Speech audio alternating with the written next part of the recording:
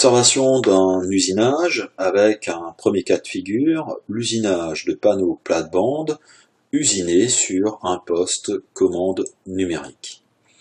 Alors le poste, il est équipé donc de la machine avec son opérateur.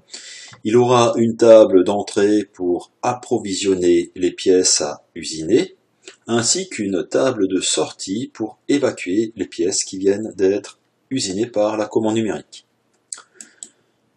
L'opérateur, lui, va donc approvisionner le poste. Il est dans un temps manuel, c'est-à-dire il y a uniquement l'opérateur qui est mobilisé pour apporter la pièce sur la machine.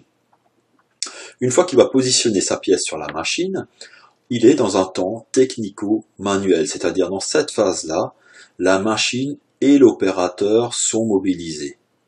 Il va faire un départ cycle et lancer sa machine. Pendant ce temps où la machine va travailler, l'opérateur va observer l'usinage, la machine, elle, est dans un temps technologique. Une fois que l'usinage est terminé, l'opérateur va récupérer sa pièce et avant de la récupérer, va donner un coup de soufflette sur la pièce positionnée sur la machine.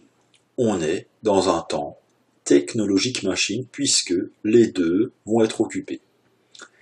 L'opérateur va reprendre sa pièce terminée, va l'évacuer sur la table de sortie, donc la machine ne travaille pas, c'est uniquement l'opérateur qui est mobilisé, il est dans un temps manuel.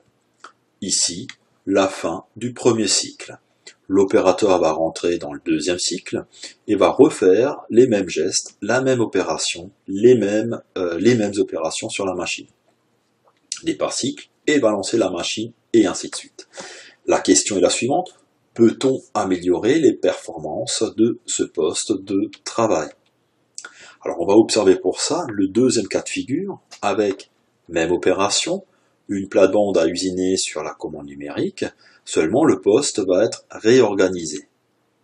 Donc on a le poste à l'identique avec la table d'entrée, la table de sortie et les pièces.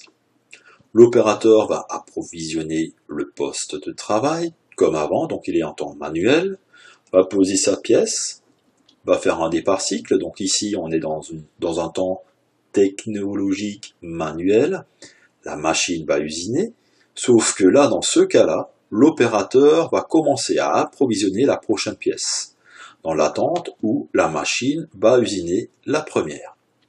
La machine ici est en temps masqué. Une fois l'opération terminée, l'opérateur va donner un coup de soufflette et en même temps échanger la pièce avec la prochaine. Il va récupérer, faire un départ cycle, donc on est dans un temps technologique manuel. L'opérateur va déposer sa pièce sur la table de sortie alors que la machine est en train de travailler en arrière-plan, elle est en temps masqué. On a donc ici les deux temps, un temps manuel, un temps technologique qui est donc en temps masqué, et ainsi de suite. On peut donc dire en conclusion que lorsqu'on identifie les temps, cela permet de déterminer les temps masqués et ainsi optimiser les temps de production. Alors on peut utiliser pour ça un tableau qui s'appelle un sinogramme, ou plutôt un graphe, qu'on va apprendre à tracer pour identifier ces différents types de temps et optimiser le temps de production à l'atelier.